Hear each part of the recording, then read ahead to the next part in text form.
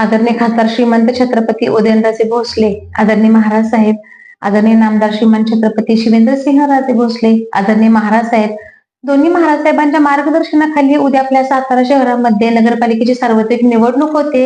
आता अर्धाच दिवस राहिलेला आहे. सातारा शहरामध्ये प्रचंड वेगानं प्रचार सुरू आहे.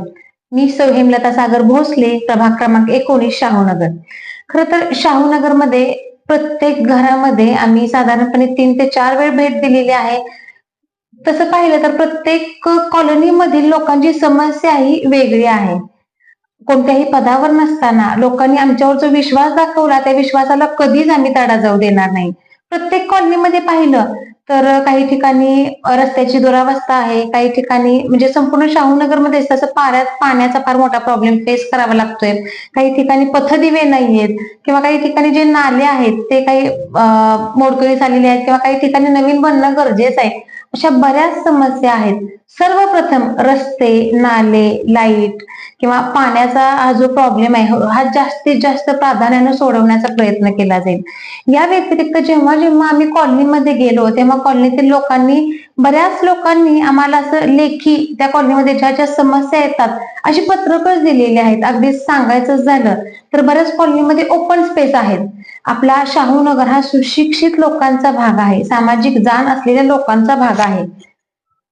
त्याच्यामुळे लोकांनी ज्या मागण्या केल्या आहेत त्या खरोखर चांगल्या आहेत. कॉलनीमध्ये भरपूर ओपन स्पेस आहेत. त्या ठिकाणी त्यांच्या मागणीनुसार नाना नानी पार्क आपण करू शकतो किंवा आजोबांसाठी वॉकिंग ट्रॅक करू शकतो, लहान मुलांसाठी खेळाची मैदानं करू शकतो, युवा वर्ग आहे त्याच्यासाठी आपण ओपन जिम करू शकतो.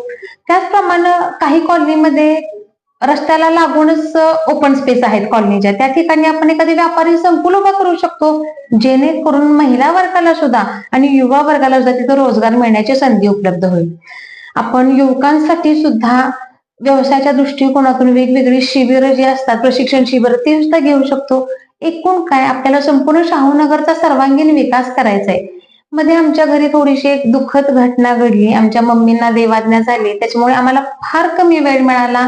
त्या कमी वेळेत आम्ही प्रत्येक घरी जाऊन धावती भेट दिली. मला सांगायचं म्हणजे शाहूनगर वासियांचं खरंच कौतुक करावं असं वाटतं. या धावत्या भेटीत सुद्धा प्रत्येक घरामध्ये आम्हाला प्रेमानं, आदरानं आणि विश्वासानं आमचं स्वागत केलं. आणि खरोखर मनापासून सांगते, शाहूनगर वासियांना फक्त 5 वर्षच काम करणार नाही तर जोपर्यंत आम्ही आहे तोपर्यंत शाहूनगरच्या विकासासाठी 100% झटत राहणार. उद्या आपल्या नगरपालिकेची निवडणूक आहे.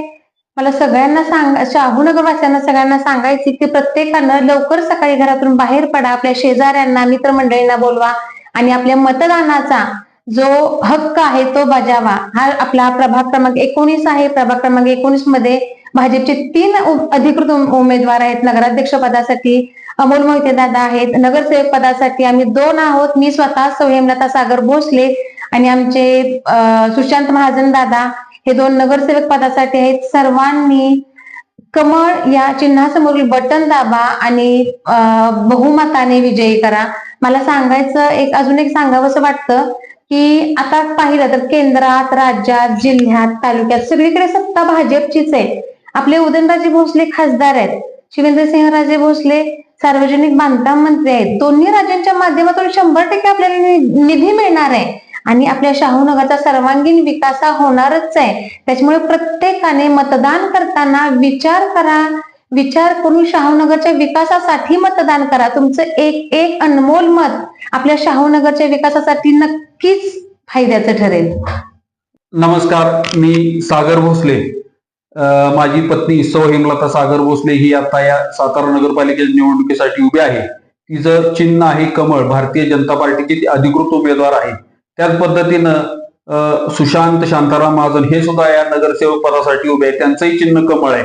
आणि अमोल उदयसिंह मोहिते हे जे आहेत ते नगराध्यक्ष पदासाठी उभे आहेत. आपण सर्वांना माहिती आहे त्यांचंही चिन्ह कमळच आहे.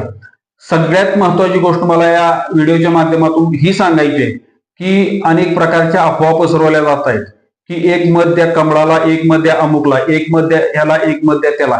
असला कोणत्याही प्रकारचा प्रचार म्हणजे या प्रचारावरती विश्वास अजिबात कोणीही ठेवू नये. कारण हे थोडं इलेक्शनचा काळ म्हटलं की अनेक वेगवेगळी आमिष दाखवली जातात, थोड्या थापा मारल्या जातात, त्यानंतर अफवा पसरवल्या जातात, लोकांचे चारित्र्याचे हनन केलं जातं, हे सगळं काय घडत असतं या इलेक्शनच्या पिरियडमध्ये. त्यामुळं आपण सर्व शहानगर मधले नागरिक आहात, ते सुज्ञ सुशिक्षित नागरिक आहात, हे होणार आहे हे तुम्ही सुद्धा गृहीत धरलं असेल. पण एक नशिबानं सर्वात चांगली गोष्ट म्हणजे शहानगर मध्ये आता हे पहिलं इलेक्शन आहे. तसं एवढं काही घाणेरडं दूषित वातावरण झालं नाही. जे काही स्पर्धक आहेत किंवा प्रतिस्पर्धी आहेत त्यांनी सुद्धा काही गोष्टींची थोडक्यात तमा बाळगलेली आहे. मला असं काही कुठं जाणवलं नाही की या इलेक्शन मध्ये मोठ्या प्रमाणात एकमेकांशी आरोप प्रत्यारोप झाले.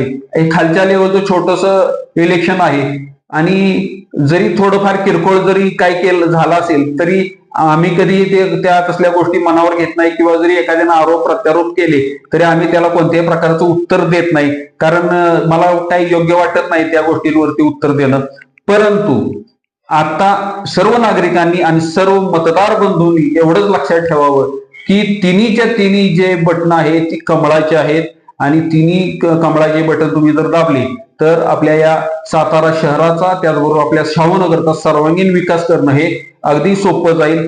त्यामुळं सर्व मतदार बंधूंना माझी एक विनंती आहे की आपण सर्वांनी कमळ या चिन्हाचं बटन दाबून आपल्या शहानगरच्या 2 उमेदवारांना आणि त्याच पद्धतीनं सातारच्या नगराध्यक्ष यांना प्रचंड बहुमताने विजयी करावा.